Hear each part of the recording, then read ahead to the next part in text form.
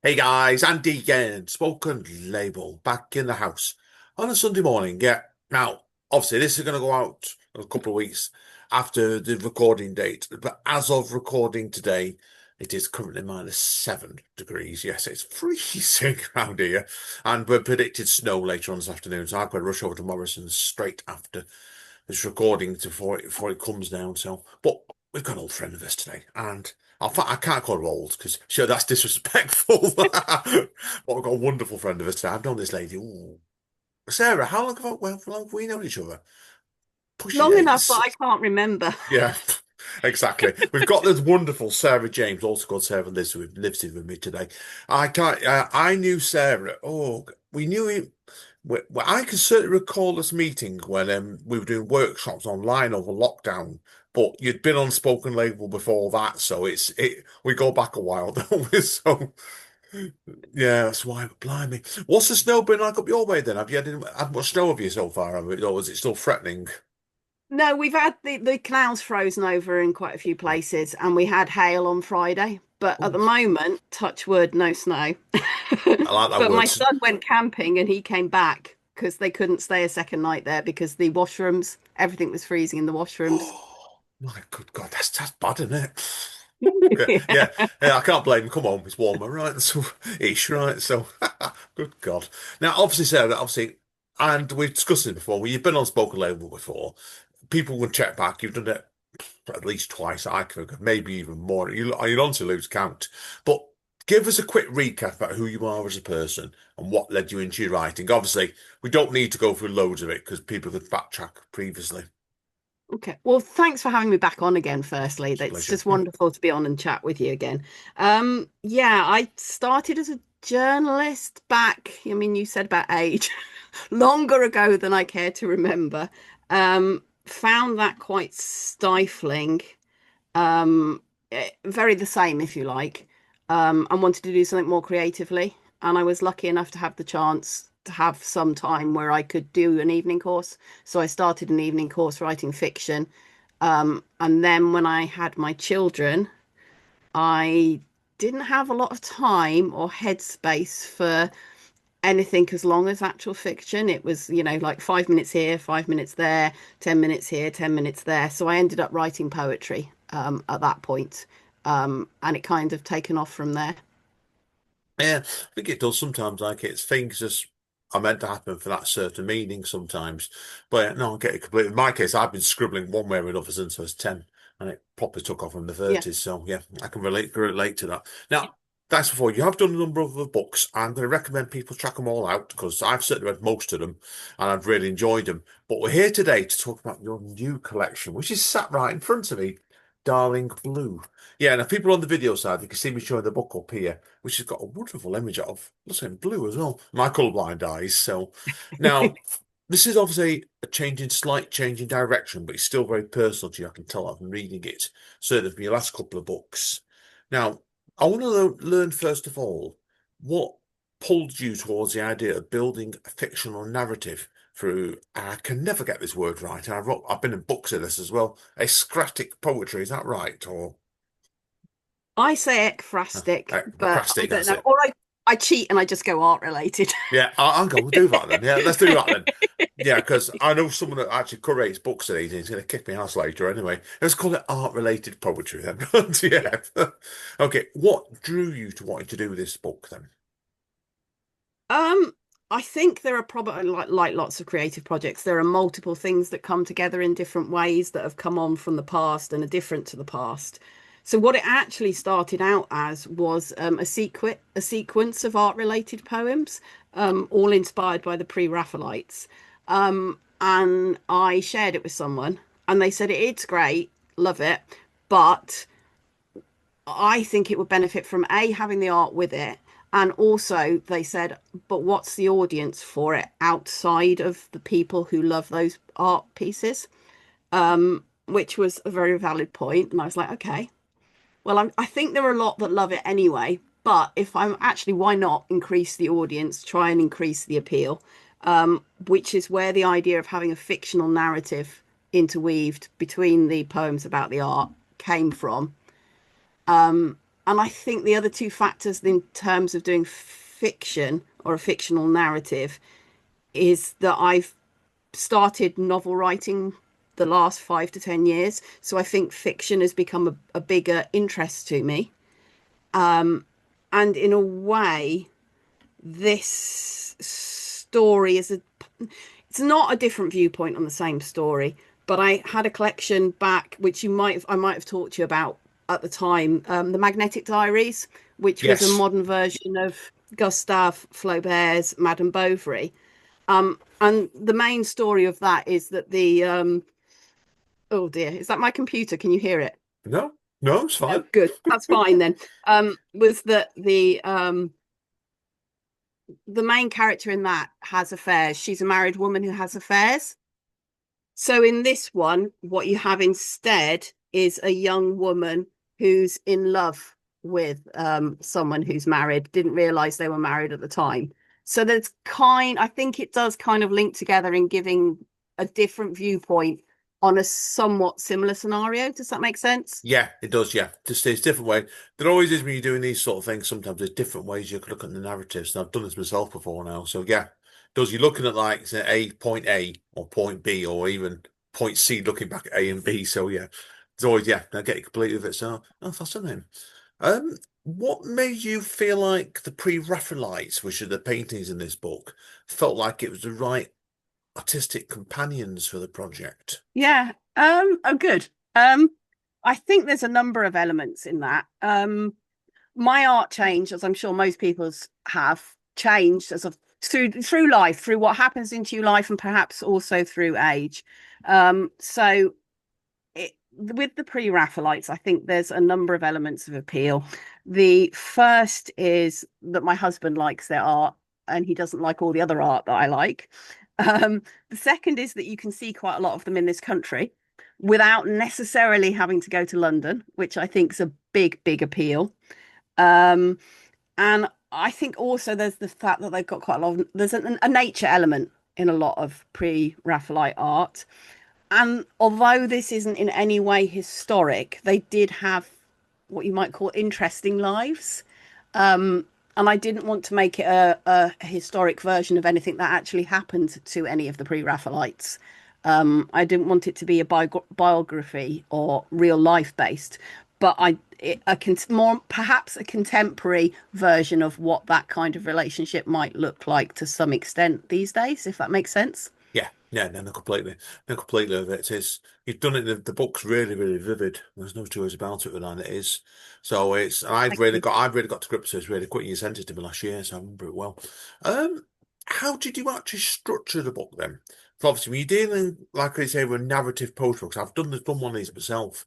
And it was one of those tricky books I've wrote, and you've done it using the art as well as an inspiration. So. Was the book itself pretty well wrote in order, or did you have to do a lot of playing around with the narrative and also moving things around? Um, I mean, bits and pieces because it started as a collection of ekphrastic poems. Um, I had the order that I had of those. Then in my head, I had the rough. I mean, it's quite a basic storyline. There's not a lot of complicated plotting going on in it, if you makes sense. So I kind of knew it needed to end in a happy place, and I kind of knew it was some of the trauma that was going to go through it, if that makes sense. Um, so then I started to look. I did actually look first of all at any first person narrative poems that I'd already got, whether they would fit into the fictional character's voice, and started to piece them together. And like a lot of my work, even when I move on to novels, there are bits that flow and then there are gaps. We're a gap where for me it will be like X needs to go in here, Y needs to go in there. So I did that. I had started to need in that from that point of view to slightly slant more of the ekphrastic poems so that they fitted with the narrative and to bring them more into the fictional character's voice. So they backwards and forwards, if you like, playing with order. But more than playing with order at that stage, I think it was filling in the pieces that were missing. And it was then tailoring the pieces around each other to make sure that they felt like they fitted properly, if that makes sense. Yeah, no, it does. I think it's me doing this sort of book. It's a jigsaw puzzle, really, on a couple of Yeah. levels, and that's why when I was using, that's why I ask you about this next, actually, the barcodes, so people can see the pictures, because as soon as you put there's a lot of barcodes in the book. It enabled me then to get my phone out and actually start looking at them, and it gave me a different appreciation of the paintings sometimes as well. So, where did the idea come from about the barcodes in the book, which people can scan to see the paintings if they want? Well, it wasn't there at all until I'd had that kind of art. But what about people? What about we want to use the art with it if we were going to do something with it, but we'd have, copyright issues, etc. And then it clicked quite quickly for me that actually a way of doing that would be the using QR codes that people can scan. So I actually used a much smaller number of QR codes in the magnetic diaries. And in the magnetic diaries, they were there to add multimedia. So if people could read and they could scan, then in a few places they could actually scan that code and go to an online site where there would be some of the soundtrack, there would be possibly music, and at the end there were five alternative endings so that people could choose a different ending to the narrative there if they Of wanted course, it to. was. Yeah, I remember me telling about that. Yeah, of Yeah. course. Yeah, But I that's. have to say, I was going to just say, because full credit to it, I think the first person I know where I'd been aware that this might be a possibility was Tom Jenks. Oh, I know And Tom. I know yeah, Tom. I do know Tom. Yeah. I can't, I don't know, 10, 15 years ago, we were reading at the same place and he'd got an anthology in which they used barcodes, not barcodes, QR codes for scanning stuff like that. So that's where the very, very initial idea of, that's a possibility came from. Ah, no, respect to Tom. Though. Tom's a great guy. I met him. He's read a spoken word with Pope Mike I did Yeah. about a good few years ago. Great guy. And he came down to speak easy. Oh, the other year. And he remembered me. He didn't know if I could have seen him for 15 years. So it was brilliant. Yeah, no, great guy. He's really, really good, that is. So. And obviously, at the beginning of the book, there's a reference to an award that you won in 2024, the Jeff Stevens Memorial Poetry in 2024. So I think people should know more about this. Can you tell us a bit more about this and what happened here? Okay, so I was a joint winner. There were two Oh, winners. No, that's absolutely fine because I wasn't sure how to refer to it when I found out. Indigo Dreams, who are the publisher, have run the prize. Now I don't know how long now, but they've run it for a number of years. And possibly initially there was only one winner each year, but certainly recently there's always been two winners each year. You send off a sample, a reasonable sample. I think it was something like 20 pages worth of poems for it because it is a book prize. And they judged the competition based on that and had two winners, and I was one of them. Um, and I'm not doing full justice to this. It was set up by, set up. It involves Jeff Stevens' widow as well. I think she funded some of the money towards it. But that would be something people would need to talk to Indigo Dreams about because yeah, in case I'm telling you the wrong info there. But that's why it was run. It was a memorial prize for him. brilliant. Yeah, that's fine. That makes perfect sense with that. So obviously, in relation to the book itself, as we're here today to talk about your book, and we've gone a very roundabout way for this. Obviously, the title piece in the book is Darling Blue, which was a painting by John Everett. Millions, I think it is. Now, first of all, obviously, what made you want to title the book Darling Blue? Um, it fitted. It fitted on so many levels with what the book was going to be about. Love of art, love of a person. So the darling. And the blue's quite a big theme in the collection.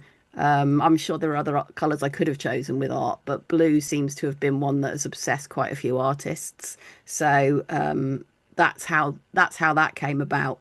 And I had already got the poem Darling Blue. It's after the Little Speedwell's Darling Blue by John Everett Millay. It's not actually, as the poem itself is not actually any more. It's not like a typical title poem where it's pivotal to the story or pivotal to the book. ironically. But it was the poem whose title also just seemed to fit the book, fitted the poem and it fitted the book. And I didn't want to lose it for either of them, if that makes sense. So that's how it came to be titled that way. Yeah, no, I'm gonna get it completely. Certainly when I was reading the book as well, and it makes sense that because sometimes you do what you write a poem, it sneaks up on you, doesn't it? And you're sat there thinking, yeah, I thought that is sometimes to be fan of that poetry, it sneaks and we not expect it. And when I've got to that poem, I thought instantly, and I'm going to ask you about that in a minute. But it's like, it made sense to me you called it that. I think it's magic sometimes, isn't it? There's no law to it. This is magic. No, that's a brilliant way of putting it. Yeah, the muse and yeah, it just sometimes things, I mean, sometimes they don't click together, but sometimes things do just click together. And I think there's always that part in poetry, possibly in any kind of creative writing, where there's something almost like an instinct or something that's inside, but is more than just inside you as an individual, where things just feel right. And you won't necessarily be able to explain in academic terms or rational or logical terms why they feel right, but they just do. Yeah, no. I agree with you. It's instinct. That's all. I completely agree. At what point did you know this poem was going to be the title poem of the book? I can't honestly remember now. I like it. I think it was fairly early on because I think if, as I recall, even when it was just ekphrastic poems, because there was such a lot of blue going through it, that Darling Blue seemed to be the title that would fit for the book as a whole, if that makes sense. And when the whole personal romantic narrative came in, then it just sealed the deal, so to speak. Yeah, no. It's mad. Yeah, get amazing. I get completely with that. So now, okay, I'm gonna talk about a couple of poems in the book now, and this is where the bookmark's very helpful there. I want to talk first of all about the title poem itself. Then I want to learn about how this poem came together because I loved the last two lines in this. I thought it was beautiful, which I'm going to repeat. I hope you don't mind. Is the heap of picked flowers slowly wilts into the blur of changing seasons because that felt like a very because of all the blue and stuff made me think of a spring sort of poem, and it obviously there was a hint of something quite big coming in it. But tell us about the inspiration behind this piece. So the most immediate inspiration is from the artwork itself. There's a child sat on the ground, Mm. and because Millet called it the Little Speedwell's Darling Blue, you start to go, well, what's the darling blue in here? Where's the blue? So you look for the blue, and there isn't actually as you know, there's not a great deal of blue in there, but because of that, the bits that are blue really, really catch your attention. And there's pick flowers that she's got which are blue. The ones that I think are forget me not, but are actually the Speedwell. Um, so that came there, and at that stage, for me, because it's a concern for me generally, the actual whole poem was environmentally and eco-based. So it, you know, thinking children, future generations, what will be left for future generations. Um, so that's how those last lines originally came together.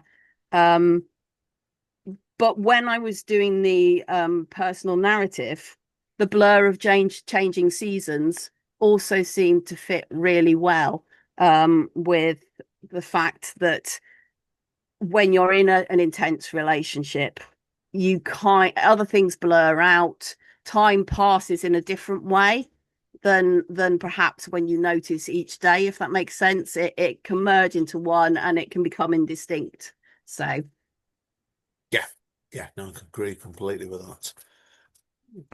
So I'm going to start flicking pages now because I mean, yeah, thankfully, people wondering nowadays with spoken label. I always tell the writer in question what I'm going to be poems I'm going to be asking them about, but I've still got to move between pages sometimes.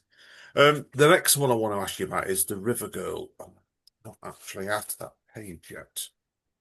Oh, River Girl. you you can't see in the video, but I'm actually flicking through mine to get the right page as well. Oh, we are so organised in this podcast, honestly. I don't see one. What page number is that on, Sarah? 42. Oh, sorry, it's on the second page. So that's the reason why. I was just sat there looking at the first page and thinking, where is it? Am I going daft here? Right, brilliant. Yeah, I wanted to talk about this one because I do know the Lady of Shalot's painting by John William Waterhouse. That's why. So, and it's one of my favorite Pre-Raphaelite paintings. So, tell us about the story on this poem, then, and how it is built up from the painting itself. Okay. Yeah. Where So, do I I've start? not done that a very wordy way of saying that, then, but oh well. Um, so the Pre-Raphaelites, I mean, they had various sources that they used themselves, and one of them was going back to myths. So this one, the actual art goes back to a myth. They were also, not all, but a lot of the Pre-Raphaelites were poets as well. The Rossettis, Christina Rossetti is probably the one we most think of, and Dante Gabriel Rossetti. But so poetry, the link between poetry and art, I think is and was quite strong for a lot of the Pre-Raphaelites. So this actually draws on, and I've got to remember if I can find the note on it. They themselves were drawing on the myth about the Lady of Shalott, which is from a poem itself. Have I got the details here? Yeah, it's the end of Tennyson's 1832 poem of the same name. And the basic story is a woman's only allowed to see the world when it's reflected in a mirror. And she looks at Lancelot directly, and the mirror cracks, and she's cursed, and drifts towards Camelot, chanting her death song. So it's quite a dramatic poem that it draws on itself. And I guess because I had a contemporary female narrator who was going through in the story, in the personal narrative, some trauma, some love, lost love, that kind of stuff. That the viewpoint on that piece and therefore on the myth itself was a female centric one rather than a male centric one. And that maybe the gender roles from some of the original stories, how about if the gender roles were slightly differently defined and the blame or the heroes and the heroines slightly differently viewed. Yeah, yeah. No, it's a good point. A good point indeed. That. So now. The next one I want to ask you about, because I always try and pick about three or four out, was one of the fewer poems in the book that isn't linked directly into a painting. But I liked the way this is structured, is restoration. Because like if people look at this one and it's on page 49, it's like this is more, I think it's more of a prose-like poem, this one, where it's two sets, either stanzas or paragraphs. Tell us about this, because if people look at this one on the book, you can't always tell it if you Yeah. looked at it when you read it out. There's quite a large gap between the two stanzas or the segments, you could call it. Tell Yes. us about what was the choice behind that and also the piece itself. So some of the personal narrative pieces, hopefully fairly evenly spaced throughout it, are prose poems. Um, Most of them, it's just one stanza prose poem, if you like. And when I was originally doing the manuscript, I played with the possibility of them being laid out in a portrait format or in a landscape format at different points on the page.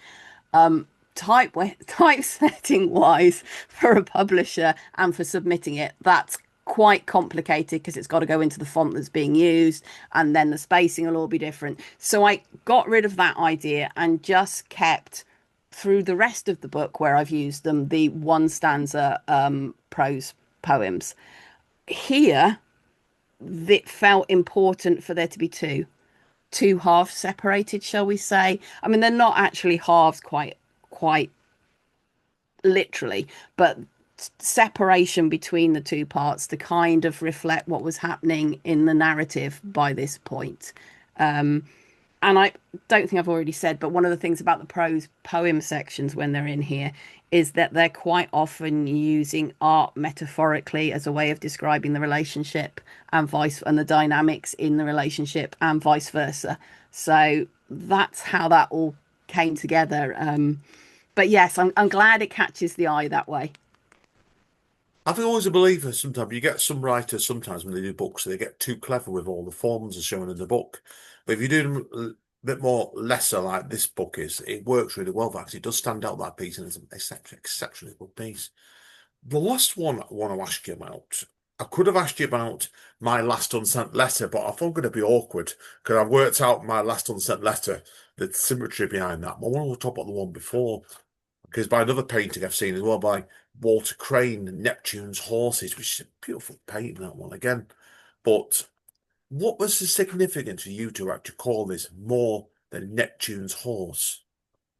Um, So this, yeah, I can first of all a confession. I'm not sure that Walter Crane is strictly a pre-Raphaelite painter. I should admit that first off, because if anyone's sitting out there going, "Oh, but they're not a pre-Raphaelite," yeah, so they Oh, well, are largely pre-Raphaelite inspired. Some of them are pieces like Walter Crane. If you Google pre-Raphaelite, you may come up with this piece, because as in literature, the same writer, the same artist can move through different forms in their life, if that makes sense, or different styles, different approaches in their life. And also because looking back, trying to categorize and classify things, they can link in one way and not link in another way because there's always that individual element. Um, and in this picture, there are lots of Neptune's horses riding on the waves.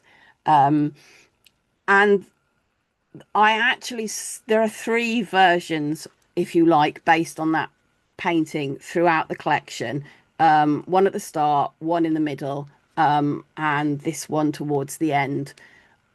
You asked about structure earlier, and I guess that there are little things like that which help me with the structure. What has changed by this point? What has changed by that point?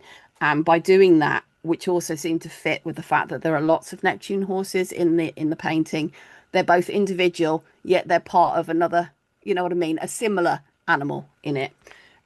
So I tried to use that to look at how the relationship had changed over the book. So it starts in a fairly traditional ghazal form.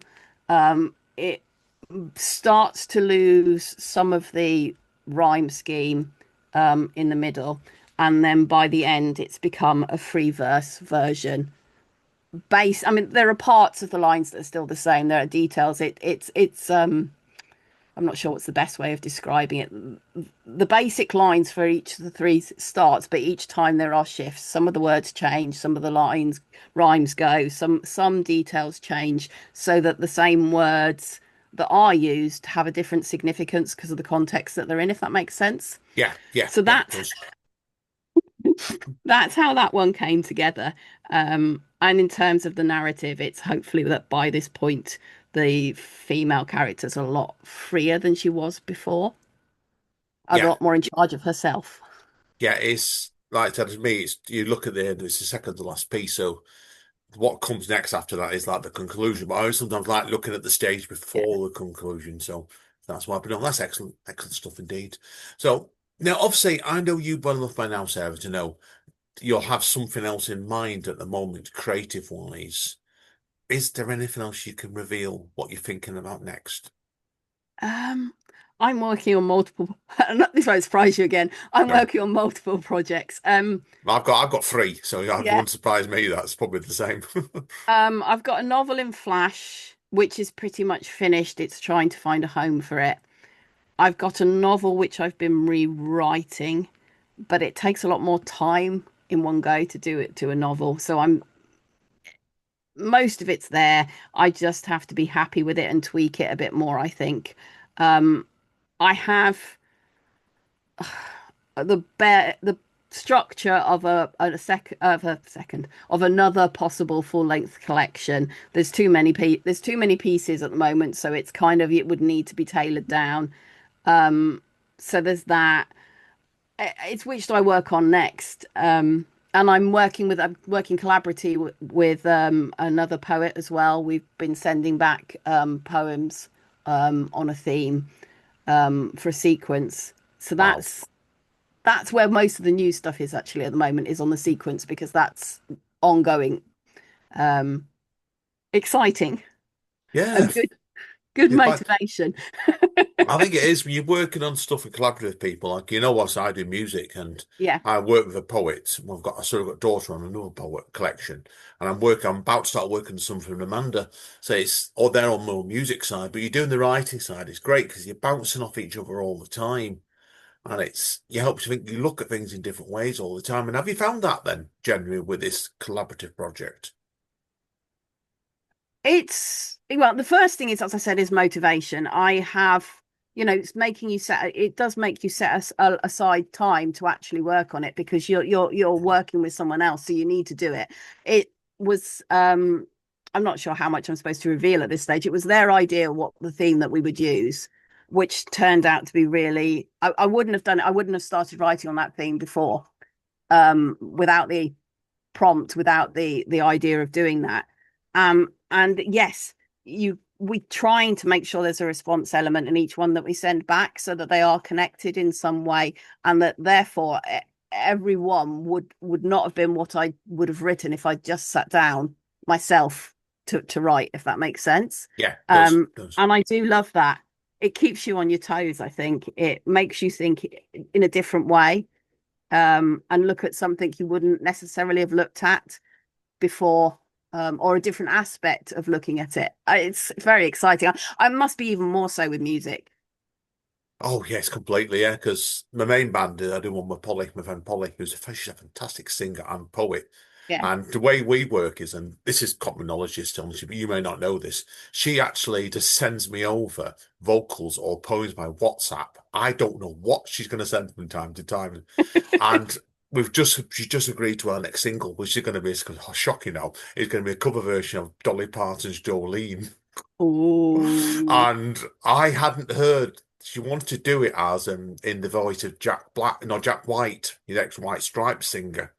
So I got the vocals, just went absolutely berserk with it and sent it back to her. And she comes back to me only yesterday saying, "My God, that's tremendous."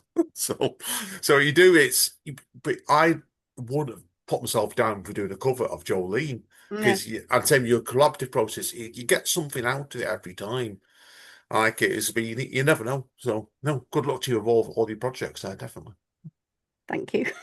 So you know, that, but mine I'm still stunned by that Jolene cover. So right. Anyway, obviously your wrap up questions then for you. Where can people first of all get hold of Darling Blue? So they can get hold of it from the publisher, which is Indigo Dreams Publishing. I don't know how good it is reading out the website, but it's https colon // indigodreamspublishing.com / and then it's Sarah James. And that should go directly to the direct page from it. Right. If people prefer to go to my website's www.sarah, again a hyphen, james.co.uk. And that's my main website. I'm not going to give you the actual page ID because it's really complicated. But if you go on there on the menu, you can go under books and under poetry collections, and it's on there. Brilliant. I'll put them all up on the write up for this one later on, Sarah. Been great fun today. It's been great to get some ideas to where this book goes. It's one of those books where I think you need to spend a fair bit of time reading this you to understand it. And certainly when you've got like I said, the QR codes and it adds a different layer to it. So check it out, everybody's brilliant. Right, well that's it for part one. I presume Sarah's going to have some poems ready for us in a few moments to read. I should have asked before there, but I know Sarah knows. So, but listen, Sarah, it's been great. Okay, thoroughly enjoyed today. Thank you. So we will Brilliant. take Thank you. we'll take a quick break, folks, and we'll come back in two shakes of the dice. Sarah's going to read out a couple of examples for us. Thank you again. See you all soon.